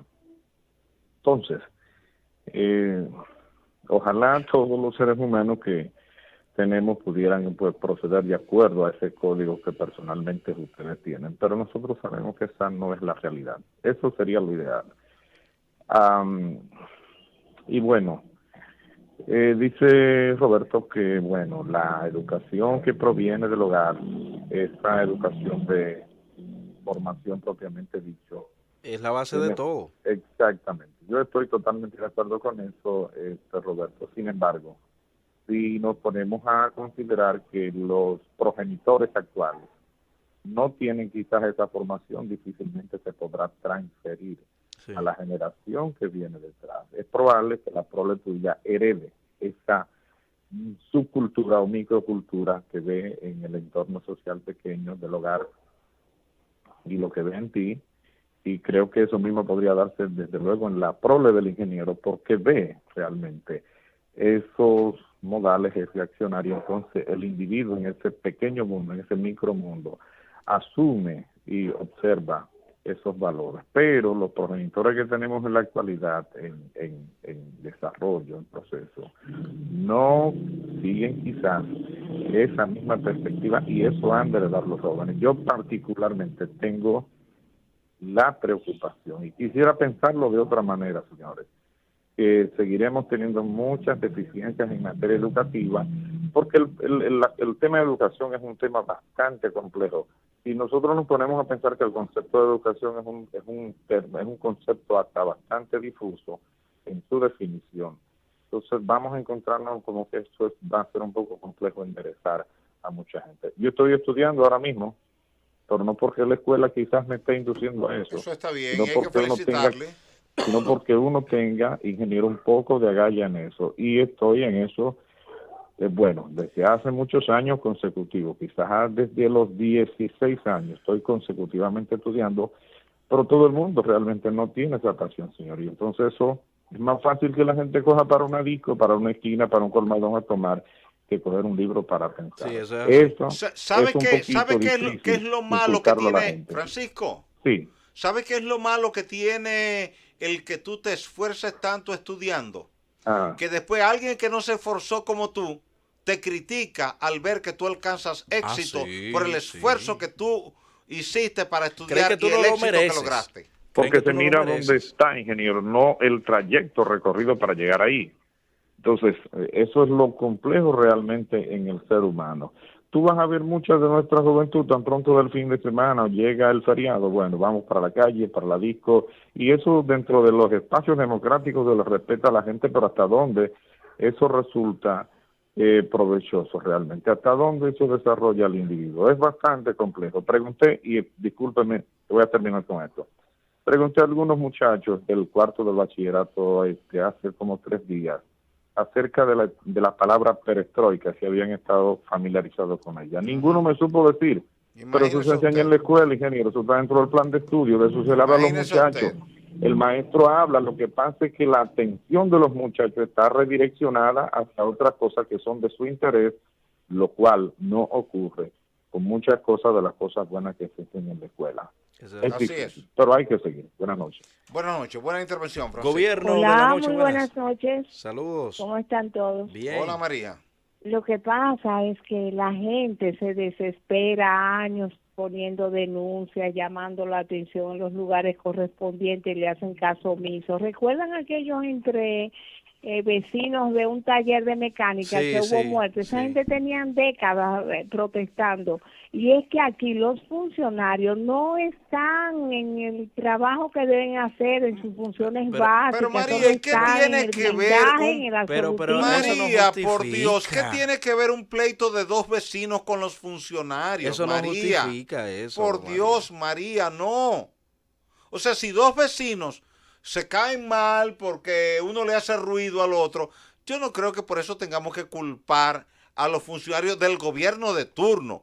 Ayer de Balaguer, o después del PRD, o hoy del PLD, mañana cualquier otro partido emergente que surja. Esos son problemas humanos, no son problemas políticos, no son de funcionarios. Es un problema humano. ¿O tuvo la culpa el gobierno, María, de que Caín matara a Abel? Como dice el Génesis, Roberto. Gobierno de la noche, buenas. Buenas, un comentario sobre lo que ustedes están hablando con relación a las muertes y a los linchamientos. Fíjese, yo siempre he creído que la vida humana es sagrada. Claro. Pero los delincuentes, yo voy a decir algo que parece un disparate, pero yo pienso a veces que los delincuentes deberían tener hasta ética, porque uno ve como el desparpajo y la barbarie y el poco respeto por la vida humana que tiene el delincuente. Y carajo, mire, cuando usted ve un tipo que le dicen a usted que ha salido 20 veces de la cárcel, que ha estado en 20 procesos y que anda en la calle burlándose de la sociedad, a veces la sociedad lamentablemente no tiene otro camino que tomar esa... Pero estamos hablando de un caso específico, señores, de dos vecinos que la señora tenía una cafetería y supuestamente subía demasiado el volumen. Hay otro modo o sea, no me refiero a la parte de la delincuencia. Eso es lo que estoy hablando. Decía alguien que dos personas educadas, don Osiris, es difícil que lleguen a ciertos problemas de cierto nivel. Porque cada uno cuida su imagen, su prestigio.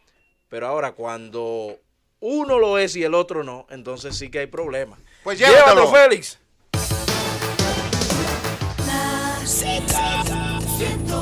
Cada vez más cerca.